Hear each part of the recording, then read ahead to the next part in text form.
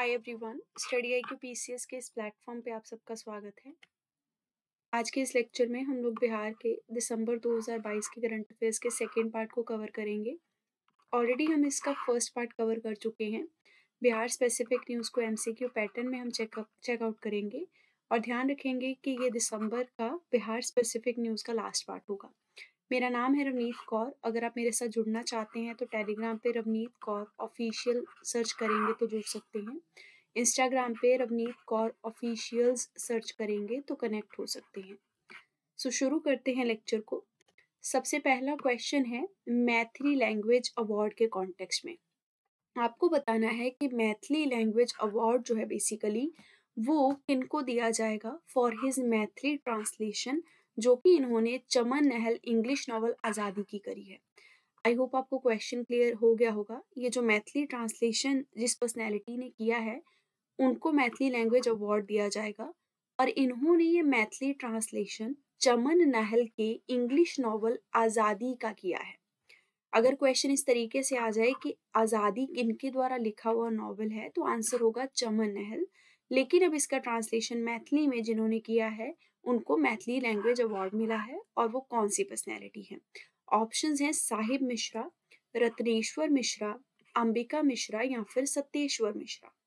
सो इसका correct answer होगा option number B, Ratneshwar Mishra. Sahitya Akademi के द्वारा ही अवार्ड्स जो है ट्रांसलेशन के उनको अनाउंस किया गया है। सो बेसिकली साल 2022 के ट्रांसलेशन के अवार्ड्स अनाउंस हुए हैं। जैसे कि किसी ने किसी पर्टिकुलर बुक को या नॉवल को हिंदी में ट्रांसलेट किया तो उसका अलग अवार्ड होगा, मैथिली में ट्रांसलेट किया उसका अलग अवार्ड होगा। सो 3 लैंग्वेजेस हिंदी, मैथिली और कोंकणी, इनमें जो ट्रांसलेशंस हुए हैं उनके कॉन्टेक्स्ट में साहित्य अकेडमी ने अवार्ड्स बांटे हैं। रत्नेश्वर मिश्रा जो हैं इनको मैथिली लैंग्वेज अवार्ड मिला है क्योंकि इन्होंने चमन नहल के इंग्लिश नॉवल आज़ादी का मैथिली ट्रांसलेशन किया। साहित्य अकेडमी जो ट्रांसलेटर होते हैं यानी कि जिनको ये अवार्ड दिया जाता है उनको एक एनग्रेव्ड कॉपर प्लेक दिया जाता है और 50,000 रुपए कैश भी दिया जाता है। अब बात करते हैं कि रत्नेश्वर मिश्रा बिलोंग कहाँ से करते हैं। सो बेसिकली ओरिजिनली ये पूर्णिया डिस्ट्रिक्ट से बिलोंग करते हैं। इनकी कुछ फेमस रचनाएं हैं जिनके आप नाम ध्यान रखेंगे। So this is very important. Doctor Mishra के वर्क में मॉडर्न मिथिला एक हिस्टोरिकल डायमेंशन आती है जिसको मैथिली में इन्होंने पब्लिश किया है। इसके अलावा Vinodanand Jha biography and surrounding ये इन्होंने हिंदी में लिखी है। इनक्रेडिबल बिहार भी इनकी रचना है। हिस्ट्री ऑफ पूर्णिया इन्होंने इंग्लिश में लिखी है। 9th सेंचुरी मिथिला फिनक्स सर्वे ऑफ विलेज ये भी डॉक्टर मिश्रा की रचना है। मैथिली ट्रांसलेशंस की बात की जाए अगर तो ये ऐसा नहीं है कि इनकी पहली बुक थी या पहला नॉवल था आज़ादी जिनको इन्होंने मैथिली में ट्रांसलेट किया। इससे पहले ये बहुत सारी बुक्स को मैथिली लैंग्वेज में ट्रांसलेट कर चुके हैं। जैसे कि इन्होंने इनकी ट्रांसलेशन वाली किताबों में भावाभूति आती है, हिस्ट्री ऑफ तामिल आती है, इंडिया की हिस्ट्री आती है। इन्होंने आचार्य सुरेंद्र झा सुमन मैथिली का नॉवल उगनक दयादबद इसको इंग्लिश में ट्रांसलेट किया हुआ है। So this is also important point. ठीक है, इंग्लिश में इनका फेमस एक ट्रांसलेशन वाला रचना जो है वो है उगनक दयादबद जो कि एक मैथिली नॉवल ही था। नेक्स्ट क्वेश्चन है वाटर स्पोर्ट्स सेंटर के बारे में। बिहार के किस डिस्ट्रिक्ट में टूरिज्म डेवलपमेंट के लिए वाटर स्पोर्ट्स सेंटर जो है वो डेवलप किया जाएगा। ऑप्शंस हैं Patna district, Purnia district, Kaimur district या फिर नालंदा डिस्ट्रिक्ट। सो इसका जो करेक्ट आंसर होगा वो होगा कैमूर। कैमूर में एक वाटर स्पोर्ट्स सेंटर डेवलप होगा। इसका थोड़ा डिटेल देख लेते हैं। मिनिस्ट्री ऑफ जल शक्ति जो है गवर्नमेंट ऑफ इंडिया के अंडर उन्होंने ये अनाउंसमेंट किया है। इन्होंने कैमूर डिस्ट्रिक्ट एडमिनिस्ट्रेशन को कहा भी है कि आपको कुछ सूटेबल डैम साइट्स जो हैं या फिर ब्रॉड रिवर के जो किनारे होते हैं उनको आइडेंटिफाई करना है कैमूर में, या फिर आप कैमूर में एक बड़े से घाट को आइडेंटिफाई कर सकते हैं जहाँ पे वाटर स्पोर्ट्स खेले जाएंगे। वाटर स्पोर्ट्स सेंटर को कैमूर डिस्ट्रिक्ट में ऑपरेट किया जाएगा। बहुत सारे टूरिस्ट यहाँ पे वाटर स्पोर्ट्स एक्टिविटीज कर पाएंगे। कैमूर डिस्ट्रिक्ट की अगर बात की जाए तो यहाँ पे बहुत सारे रिवर बैंक्स हैं, रिवर घाट्स हैं और बहुत सारे डैम साइट्स हैं, इसलिए इसको चुना गया है यहाँ पे वाटर स्पोर्ट्स टूरिज्म के लिए। यहाँ पे आपको हिली वैलीज मिलेंगी, जैसे कि आपको यहाँ पे तिल्हार कुंड, जगधावन डैम, ये सब इम्पोर्टेंट जगह देखने को मिलेंगी, यहाँ पे टूरिस्ट आते हैं।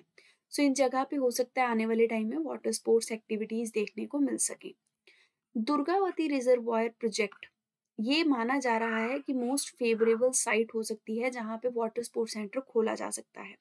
वाटर स्टोरेज एरिया जो है दुर्गावती रिजर्वायर प्रोजेक्ट का, वो 627 स्क्वायर किलोमीटर है, ये आपको ध्यान रखना है। ये जो प्रोजेक्ट है इसमें कैमूर और रोहतास डिस्ट्रिक्ट की 3 पहाड़ियाँ जो हैं उनको आपस में कनेक्ट करके ये रिजर्वायर प्रोजेक्ट बनाया गया है। सो अगर क्वेश्चन आ जाए दुर्गावती रिजर्वायर प्रोजेक्ट मतलब कितनी हिल्स को कनेक्ट करके बना है, तो 3 हिल्स को कनेक्ट करके बना है और ये 3 हिल्स हैं कैमूर और रोहतास डिस्ट्रिक्ट की। नेक्स्ट क्वेश्चन है कोसी मेची लिंक प्रोजेक्ट के बारे में। कोसी मेची लिंक जब कंप्लीट हो जाएगा तब 2.1 लाख हेक्टेयर एरिया जो है बिहार का, उसको इरिगेशन फैसिलिटी मिलेगी। आपको ये बताना है कि टोटल कितने डिस्ट्रिक्ट्स हैं बिहार के जिनको इरिगेशन फैसिलिटीज मिलेगी with the completion of Kosi Mechi link project. आपके ऑप्शंस हैं 3 डिस्ट्रिक्ट्स, 7 डिस्ट्रिक्ट्स, 5 डिस्ट्रिक्ट्स या फिर 4 डिस्ट्रिक्ट्स। सो देखिए एक चीज़ तो क्लियर होगी कि इसमें 2.1 लाख हेक्टेयर एरिया होगा कुछ पर्टिकुलर डिस्ट्रिक्ट्स का जहाँ पे इरिगेशन फैसिलिटीज जो हैं वो मिलेंगी। सो इसका करेक्ट आंसर देखते हैं। तो आपको ध्यान रखना है कि 4 डिस्ट्रिक्ट्स होंगे जहाँ पे इरिगेशन फैसिलिटी मिलेगी। 4 डिस्ट्रिक्ट्स में फ्लड से भी निजात मिलेगा, यानी कि वहाँ बाढ़ की भी समस्या नहीं होगी। अब इन 4 डिस्ट्रिक्ट्स के नाम ध्यान रखेंगे। इसमें पूर्णिया है, फतेहर है, किशनगंज है और अरारिया है। 2.1 लाख हेक्टेयर का एरिया इससे फ़ायदा पाएगा और ये बिहार का काफ़ी एम्बिशियस प्रोजेक्ट है। ये प्रोजेक्ट अरारिया डिस्ट्रिक्ट में 69,000 हेक्टेयर्स को इरीगेट करेगा। पूर्णिया डिस्ट्रिक्ट में भी ये 69,000 हेक्टेयर के एरिया को इरीगेट करेगा। किशनगंज डिस्ट्रिक्ट में ये 39,000 हेक्टेयर के एरिया को इरीगेट करेगा और कटिहार डिस्ट्रिक्ट में 35,000 हेक्टेयर के एरिया को इरिगेशन प्रोवाइड करेगा। टोटल 1397 हेक्टेयर जो लैंड है वो इस प्रोजेक्ट के अंडर चाहिए होगा, जिसमें से 632 हेक्टेयर ऑलरेडी एक्वायर हो चुका है, बचा हुआ एक्वायर किया जाएगा। क्वेश्चन इस तरीके से आ सकता है कि कोसी मेची लिंक प्रोजेक्ट जो है वो कितने हेक्टेयर लैंड में बनेगा, तो 1397 हेक्टेयर लैंड जो है वो इसके लिए चाहिए होगा, ये आपको ध्यान रख लेना है, ठीक है। सो कोसी मेशी link project is important project जो कि फ्लड से भी निजात दिलाएगा और बिहार के 4 डिस्ट्रिक्ट्स को इरिगेशन की सप्लाई भी प्रोवाइड करेगा। नेक्स्ट क्वेश्चन है शालिनी कुमारी के बारे में। शालिनी कुमारी बिहार से हैं। आपको बताना है ग्रास रूट इनोवेशन कॉम्पिटिशन में 3rd Asian India grass root innovation forum में शालिनी कुमारी जो हैं बिहार की, इनको कौन सा प्राइज मिला है। आई होप आपको क्वेश्चन क्लियर होगा।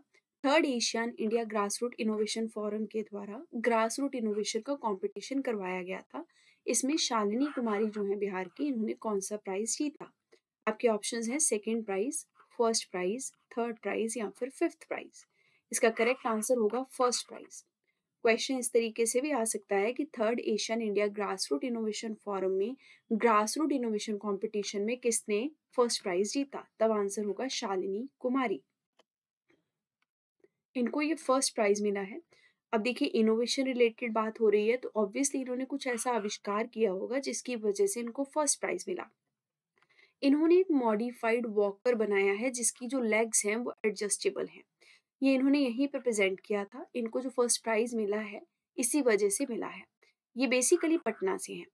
कमेटी जो है एशियान की, association of south east Asian Nations की, जो कि साइंस टेक्नोलॉजी और इनोवेशन को प्रमोट करती है, उन्होंने ये कंपटीशन इंडिया के department of science and technology के साथ मिलकर किया था। इनके साथ नेशनल इनोवेशन फाउंडेशन ने भी अपना रोल प्ले किया था। 3rd Asian India grass root innovation forum जो है बेसिकली इसने ये कॉम्पिटिशन्स दिसंबर तक कंडक्ट करवाए हैं। और आपको ये चीज़ ध्यान रखनी है कि सेकंड गवर्नमेंट मीटिंग और 3rd Asian India grass root innovation forum की मीटिंग कंबोडिया में ही हुई थी और बेसिकली एशियान मेंबर कंट्रीज ने यहाँ पे पार्टिसिपेट किया और इंडिया ने भी इसमें पार्टिसिपेट किया।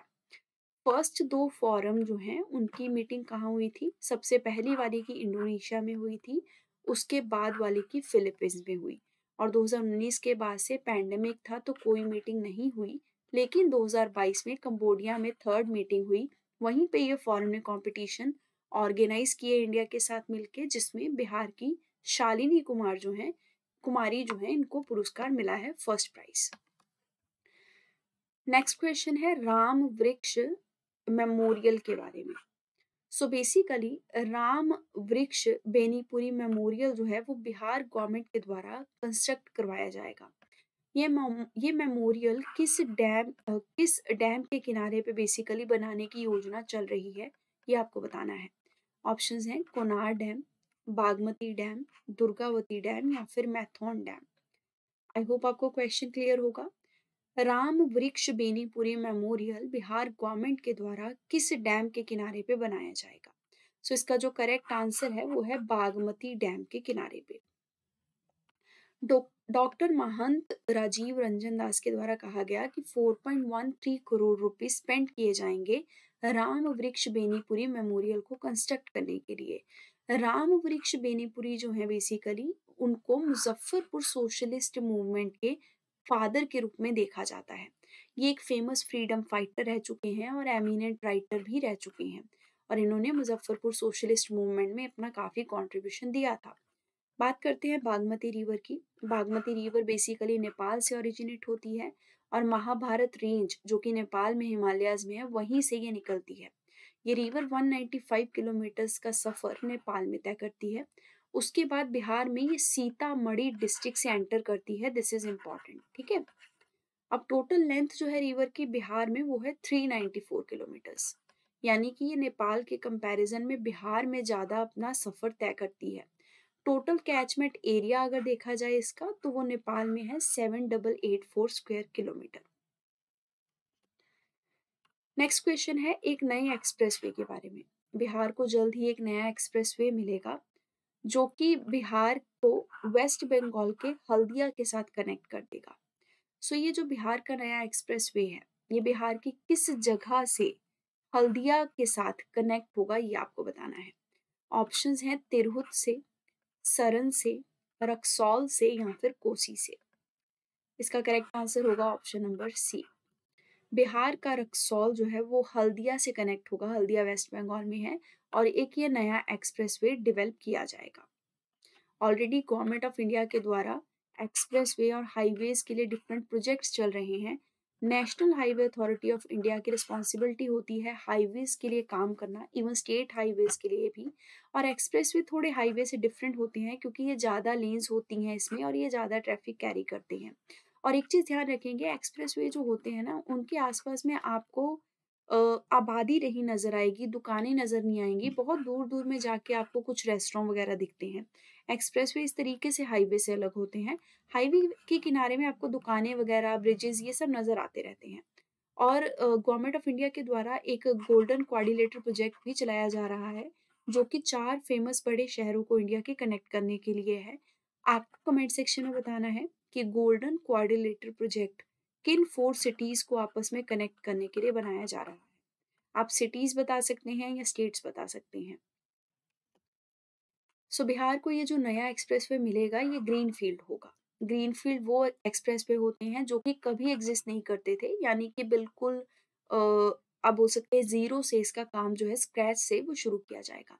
ये रक्सौल से स्टार्ट होगा, हल्दिया तक कनेक्ट होगा और 2023 तक ये स्टार्ट कर दिया जाएगा।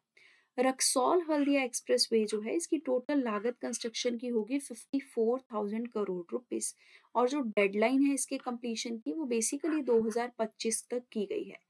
एक्सप्रेसवे की शुरुआत 2023 से होगी, इसका मतलब है इसका बनना जो है वो 2023 से शुरू होगा, इसका कंप्लीशन 2025 तक होगा। ये पॉइंट ध्यान रखना है, ठीक है। रक्सौल हल्दिया एक्सप्रेसवे बेसिकली बिहार के बहुत सारे डिस्ट्रिक्ट से गुजरेगा और फाइनली ये हल्दिया पहुंचेगा झारखंड में, वेस्ट बंगाल के साथ कनेक्ट हो जाएगा। और टोटल में ये राज्य के यानी कि बिहार के 9 डिस्ट्रिक्ट्स जो हैं उनको क्रॉस करेगा। सो अगर क्वेश्चन आ जाए कि रक्सौल हल्दिया एक्सप्रेसवे कितने डिस्ट्रिक्ट से बिहार के गुजरेगा तो 9 डिस्ट्रिक्ट से, ठीक है। नेक्स्ट क्वेश्चन में आपको बताना है कौन सा राज्य पहला राज्य बना है पूरे देश का जिसने कि ग्रीन बजट को प्रेजेंट किया। ग्रीन बजट प्रेजेंट करने वाला पहला राज्य हमारे देश में कौन सा बना है। ऑप्शंस हैं उत्तर प्रदेश, मध्य प्रदेश, हरियाणा या फिर बिहार? सो इसका करेक्ट आंसर होगा बिहार पहला ऐसा राज्य है ग्रीन बजट पेश करने वाला। बिहार ने अपने थर्ड फाइनेंशियल ईयर में ये ग्रीन बजट पेश किया है और 3.26% का ग्रीन बजट जो है वो डिक्रीज हुआ है पिछले सालों के कंपैरिजन में। बिहार फर्स्ट स्टेट है कंट्री का जिसने ग्रीन बजट को पेश करने का काम स्टार्ट किया था। ग्रीन बजट में बेसिकली हम जो स्कीम्स में अमाउंट का एलोकेशन करते हैं वो इस तरीके से करते हैं कि इन्वायरमेंट को हार्म नहीं होना चाहिए उस पर्टिकुलर स्कीम से। और किसी भी स्कीम में जो फंडिंग दी जाती है वो डिपार्टमेंट ऑफ एनवायरनमेंट की रिकमेंडेशन से ही दी जाती हैं। और बिहार का जो ग्रीन बजट है इसको मैक्सिमम शेयर मिला है बजट में। Sugar cane industry department second place पे है, small water resources third place पे है। सो आई होप आपको ग्रीन बजट का कॉन्सेप्ट क्लियर हो गया होगा। ग्रीन बजट का मेन टारगेट होता है बजट को फॉर्मुलेट इस तरीके से करना कि एनवायरनमेंट को फ़ायदा होना चाहिए, नुकसान नहीं होना चाहिए और साथ में हमारी इकोनॉमी जो है वो भी ड्रिवन होनी चाहिए यानी कि चलती रहनी चाहिए। So green budget is all about providing the finances to the different schemes by considering the environmental aspect of each and every scheme. ठीक है? सो ये पॉइंट आपको बहुत अच्छे से ध्यान रखना है ग्रीन बजट का। And Bihar was the first state यहाँ पे ये ग्रीन बजट का कॉन्सेप्ट लॉन्च हुआ था और ग्रीन बजट पेश भी किया गया। क्वेश्चन ऐसे आ सकता है कि 2022 में कौन से नंबर का ग्रीन बजट पेश हुआ? तो ये तीसरे नंबर का था। इससे पहले ऑलरेडी ग्रीन बजट बिहार पेश करता आ रहा है। नेक्स्ट क्वेश्चन है पटना फिल्म फेस्टिवल के बारे में। आपको बताना है कि पटना फिल्म फेस्टिवल जो है वो कौन से नंबर का सेलिब्रेट किया जा रहा है 2022 के साल में पटना में। आई होप क्वेश्चन क्लियर होगा। 2022 में कौन से नंबर का पटना फिल्म फेस्टिवल पटना में सेलिब्रेट किया जाएगा from 19th December to 21st December? Options हैं 10th नंबर का, 13th नंबर का, 18th नंबर का या फिर 7th नंबर का। सो इसका करेक्ट आंसर होगा 13th नंबर का पटना फिल्म फेस्टिवल सेलिब्रेट किया जाएगा। सो ये जो फेस्टिवल है इसको कालिदास रंगालय जो है वहाँ पे पेश किया जाएगा। बहुत सारी फ़िल्में डज़न फ़िल्म्स जो हैं या दर्जन कह लीजिए ये सारी फ़िल्म ऑडियंस को शोकेस की जाएँगी फ्री ऑफ कॉस्ट। टोटल में 8 फ़िल्म मेकर्स इसमें पार्टिसिपेट कर रहे हैं जो कि इस फेस्टिवल को अटेंड करेंगे। लास्ट फ़िल्म जो कि स्क्रीन की जाएगी फेस्टिवल पे वो है मट्टो की साइकिल। वेल नोन डायरेक्टर जो है फिल्म डायरेक्टर प्रकाश झा वो इसमें लीड रोल प्ले किए हैं मट्टू की साइकिल में। ये फिल्म जो है ये इसलिए भी इम्पॉर्टेंट है क्योंकि बुसान इंटरनेशनल फिल्म फेस्टिवल में इस फिल्म का प्रीमियर लॉन्च किया गया था। सो 13th पटना फिल्म फेस्टिवल 19 दिसंबर से 21 दिसंबर तक आयोजित होगा। इसी के साथ हमारा ये लेक्चर खत्म होता है। पढ़ते रहिए। All the best. Thank you very much.